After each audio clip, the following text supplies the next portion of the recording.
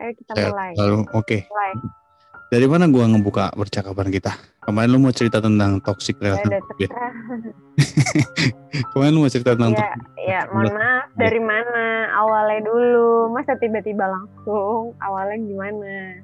Iya Gitu. pasti biasa lah Tenang. kalau kita bicara tentang satu masalah kan pasti ada latar belakang dong, iya kan? Kenapa sih kita mau mengatakan satu hal, kita mau bercerita satu hal? Pasti ada story behind that topik gitu loh.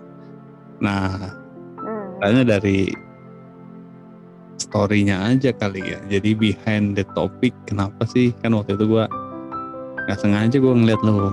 Biasanya kan lu update story kan kalau nggak muka jalan-jalan. Tahu-tahu gue lihat lu dari gue follow lu 2 bulan lalu, lihat lu story-nya tentang quote. Kata gue boleh juga nih orang gitu kan. Masih sering sih. Komen lah gitu kan. Sering sih. Lo nya aja bertemanan sama gue, jadinya makanya gitu. Quote-nya udah sering. Nah, itu Jadi lu kalau bisa punya sering quote gitu, kenapa tuh? Ya patah-patah. Jadi ya kalau misalnya relate sama gue atau gimana, biasanya sih kadang juga bukan cuman gue gitu, misalnya relate ternyata ini biasa common sama orang gitu, orang-orang yang ngalamin. Ya udah, kalau misalnya itu yang common orang ngalamin, gue suka up misalnya quotes kayak gitu. Terus gue juga suka tentang tentang psikologi segala macam, atau tentang kata-kata gitu. Maksudnya sastra gitu, karya-karya sastra gitu gue suka sebenarnya gitu kan. Cuman kalau misalnya soal toxic relationship itu, ya gue juga pernah menjadi korban toxic relationship lah ya. Oh, korban ya. Korban dan jadi pelaku. Oh gitu. Jadi lu lebih dulu yang mana? Kalau misalnya lu duluan jadi korban, jadi biasanya kalau misalnya ya pernah lah waktu dari zaman SMA, kayak ya mantannya gue gitu, ya hubungannya udah baik-baik aja, namanya juga udah masa lalu kan. Terus gue tidak menyebut nama kan, enggak, maksudnya mantannya gue dulu ya orangnya rada posesif parah gitu. Jadi terus kayak yang tanpa disadar tuh masuk ke toxic relationship sih. Terus ya dulu kan belum ada istilah bucin, belum ada istilah toxic relationship lah kayak gitu, belum kayak sekarang kan. Cuman dulu tuh maksudnya gimana ya, dulu tuh gue toxic relationship bukan cuma ke temen, bukan cuma ke pacar, tapi bisa juga ke teman, terus ke hubungan relationship yang lainnya juga, misalnya dari kerjaan, terus atau misalnya hubungan anak sama orang tua gitu, atau yang lainnya. Biasanya sih ini tuh basicnya biasanya ngerasa kalau misalnya sesuatu tuh kepunyaan lo. Jadi kayak lo punya gue, ya udah bebas, gue harus lo harus nurutin apa mau gue. Terus biasanya tuh kayak gitu, misalnya lo kan milik gue, jadi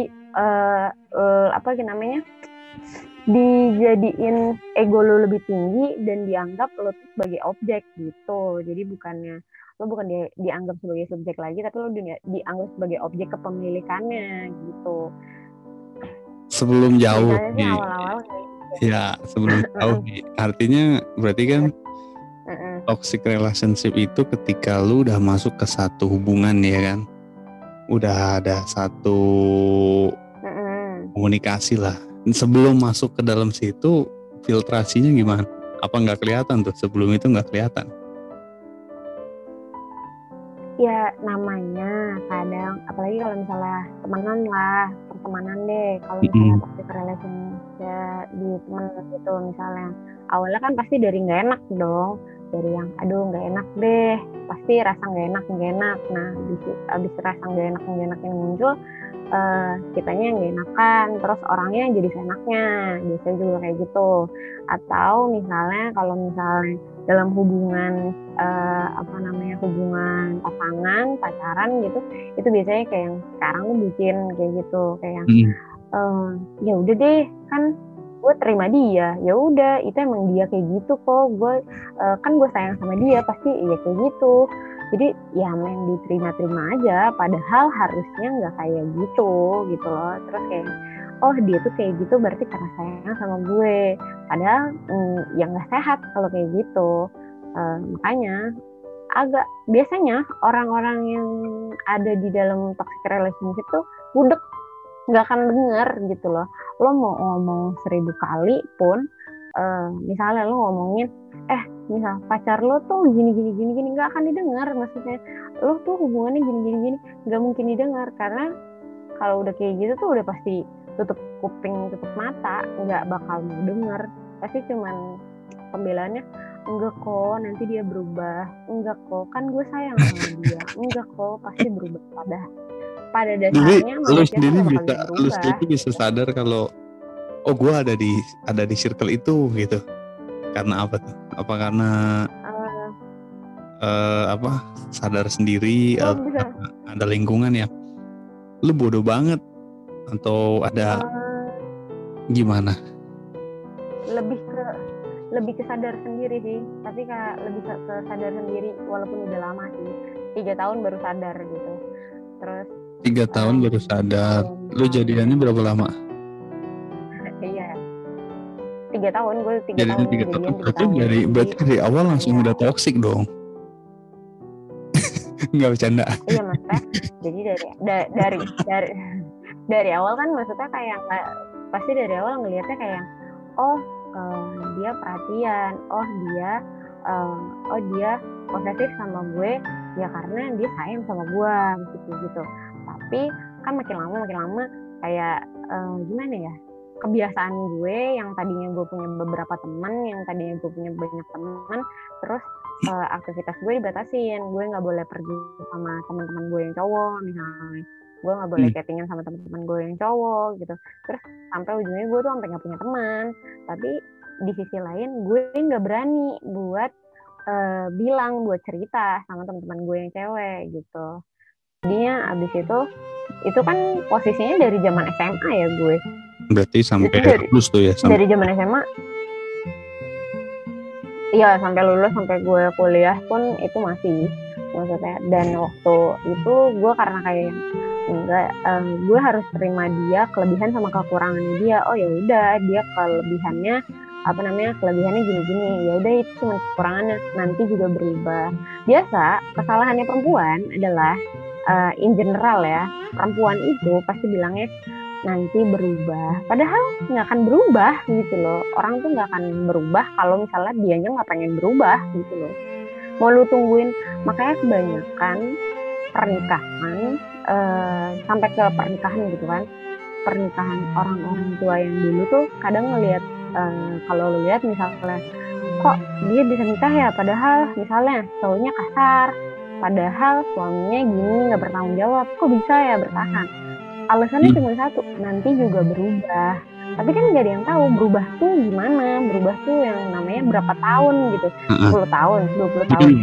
Ketika dia berubah, nggak semua begitu. Ada yang memang dia berubah kan. Ya gue juga belum ada pengalaman menikah. Iya. Cuman gitu loh.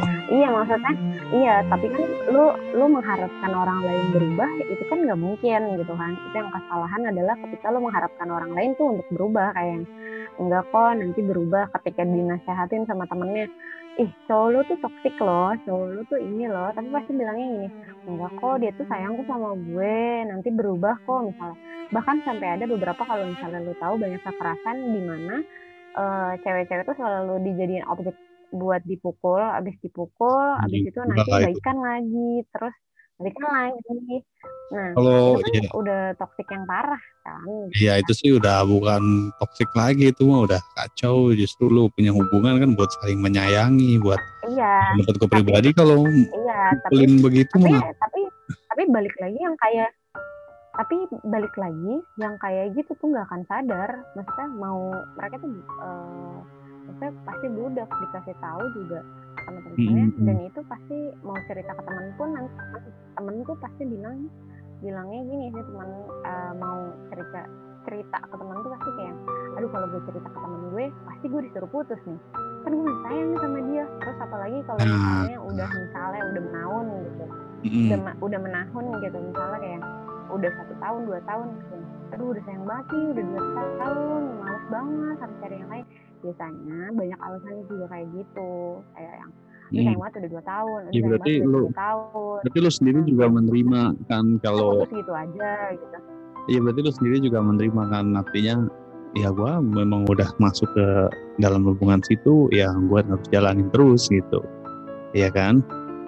Berarti artinya dengan toxic relationship itu kan paling mendukung, bener nggak sih? Nggak tahu sih gue.